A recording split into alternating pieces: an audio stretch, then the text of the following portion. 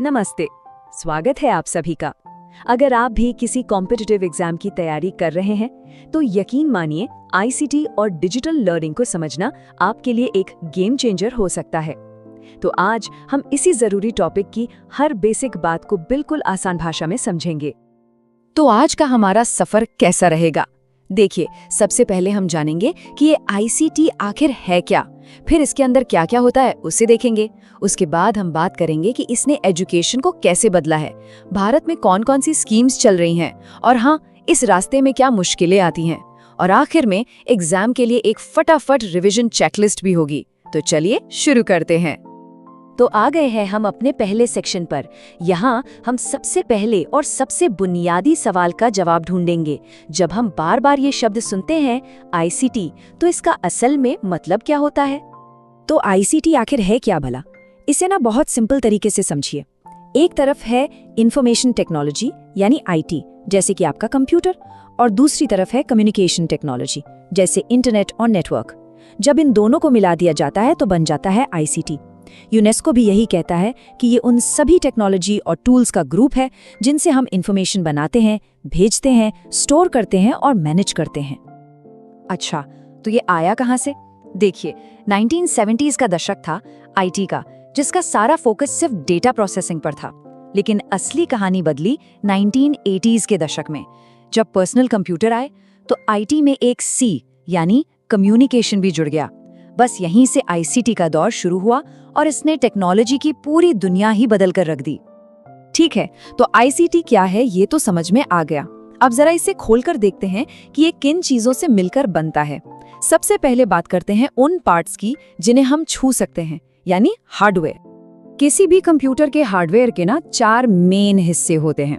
पहला, input device, जैसे keyboard जिससे हम कमांड देते हैं। दूसरा, प्रोसेसिंग डिवाइस यानी सीपीयू, जो कंप्यूटर का दिमाग है। तीसरा, आउटपुट डिवाइस, जैसे मॉनिटर जो हमें रिजल्ट दिखाता है। और चौथा, स्टोरेज, जहां हमारा सारा डेटा सेव रहता है। ये चारों मिलकर ही हार्डवेयर सिस्टम को पूरा करते हैं। अब बारी आती है सॉफ्टवेयर की। इसको एक पिरामिड की तरह इमेजिन कीजिए। सबसे नीचे यानी इसकी नींव में है सिस्टम सॉफ्टवेयर, जैसे आपके फोन का एंड्रॉयड या कंप्यूटर का विंडोज। उसके ऊपर है प्रोग्रामिंग सॉफ्टवेयर, और सबसे ऊपर, जिसे हम रोज इस्तेमाल करते हैं, वो है एप्लीकेशन सॉफ्टवेयर, जैसे वर्ड, गूगल क्रोम या कोई भी ऐप। चलिए अब नेटवर्क के साइज को समझते हैं। इसे आप एक के अंदर एक बने हुए सर्कल्स की तरह सोच सकते हैं। सबसे छोटा होता है पैन यानी पर्सनल एरिया नेटवर्क, जैसे आपका ब्लूटूथ हेडफोन। उससे बड़ा होता है लैन, जो एक ऑफिस या स्कूल को कवर करता है। फिर आता है मैन, जो पूरे शहर को जोड़ता है।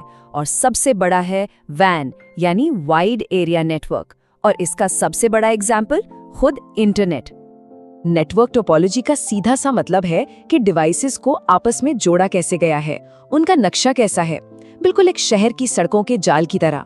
स्टार, रिंग, बस, मैश, ये सब डिवाइसेस को कनेक्ट करने के अलग अलग डिजाइन हैं, और हर डिजाइन के अपने फायदे और नुकसान होते हैं।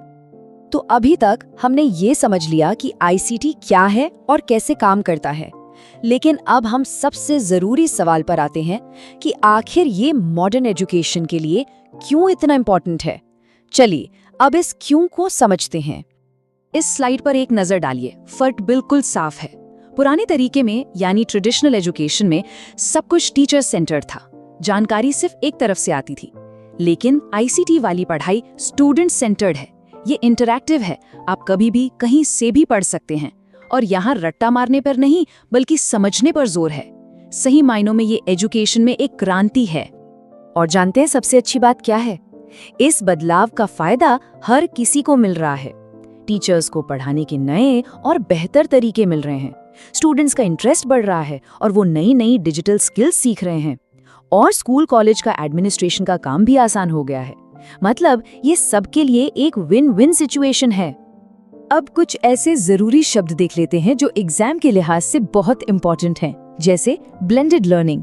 इसका सीधा मतलब है क्लासरूम वाली पढ़ाई और ऑनलाइन पढ़ाई का मिक्सचर, या फिर सिंक्रोनस लर्निंग। इसका मतलब है रियल टाइम में सीखना, जैसे कोई लाइव ऑनलाइन क्लास चल रही हो। ये टर्म्स आपको जरूर पता होने चाहिए। तो थ्योरी तो बहुत हो गई, अब जरा प्रैक्टिकल पर आते हैं और देखते हैं कि हमारे देश भारत में जमीनी स्तर पर इन आइडियाज को कैसे लागू किया जा रहा है।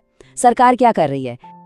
देखिए, नेशनल लेवल पर भारत में कई जबरदस्त इनिशिएटिव्स चल रहे हैं, जैसे स्वयं, इसका पूरा नाम है study webs of active learning for young aspiring minds, जो कि एक कमाल का ऑनलाइन लर्निंग प्लेटफॉर्म है। या फिर दीक्षा, यानी digital infrastructure for knowledge sharing. ये तो टीचर्स और स्टूडेंट्स के लिए एक डिजिटल खजाने जैसा है। इन सब का एक ही मकसद है, पढ़ाई को हर किसी तक पहुंचाना। अच्छा, ये तो हुई देश की बात। अब जरा एक राज्य पे फोकस करते हैं, राजस्थान पर। यहाँ राजस्थान नॉलेज कॉर्पोरेशन लिमिटेड यानी RKCL IT लिटरेसी बढ़ाने पर बहुत अच्छा काम कर रहा है।